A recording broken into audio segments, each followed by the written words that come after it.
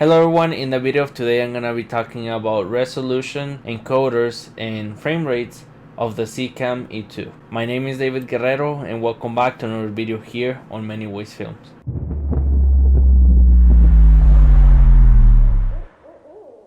This camera right here that I'm holding in my hands, it's considered a cinema camera. Probably most of you have heard about the Blackmagic Pocket Cinema Camera 4K, Blackmagic Pocket Cinema Camera 4K, or the Blackmagic Pocket Cinema Camera 6K. This is the Cam E-2, and that's all the name. The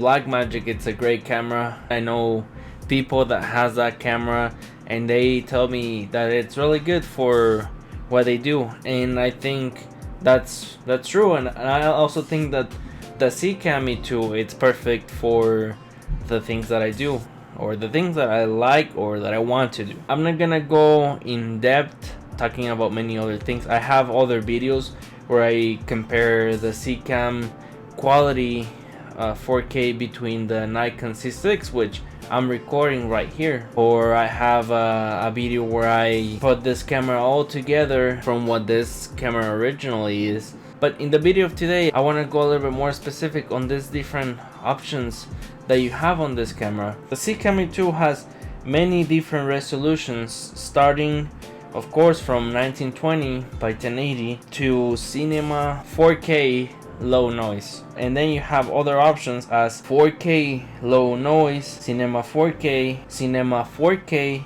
with an aspect of 2:4:1 aspect ratio, and other different resolutions. Of course, as you go down, your resolution is gonna go lower. As you go up, your resolution is gonna go higher. 4K, it's what you would find on any DSLR camera 4K option. The cinema option, it's just a little bit wider and it's a little bit short on height than 4K, and a little bit wider. My favorite resolution on this camera is the Cinema 4K to 4:1 aspect ratio. I think that's the most cinematic. It gives you those black bars, but not just that, it also makes your image wider. And I don't know how it works or how it does it or anything.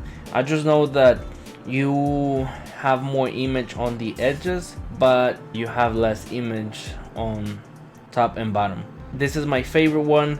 It gives you that natural resolution and aspect that you can't really fake.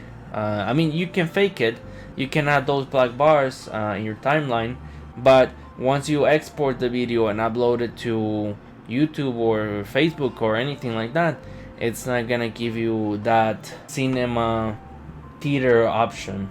Another interesting thing about this camera, like pretty much any other camera, as higher your resolution, your frame rate is gonna be lower. If you have a really high resolution, your camera has to compensate that. And that's what I find really interesting about this camera, is that even that you can still record in 4K, you don't crop on the sensor, and you can keep recording on a higher frame rate.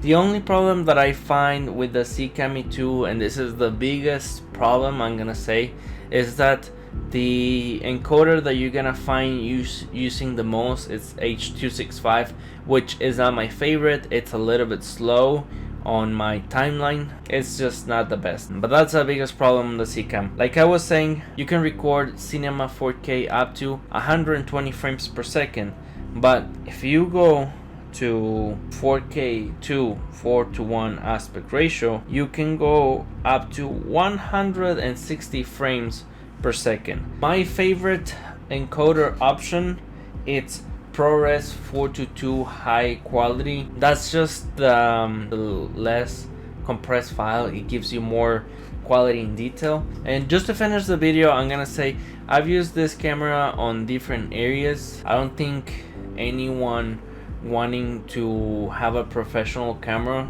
is gonna be disappointed.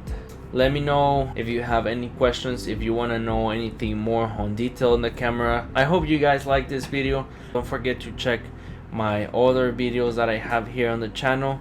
Don't forget to subscribe if you want to keep looking at this face. Thank you for watching the entire video, and I'll see you in the next one. See ya.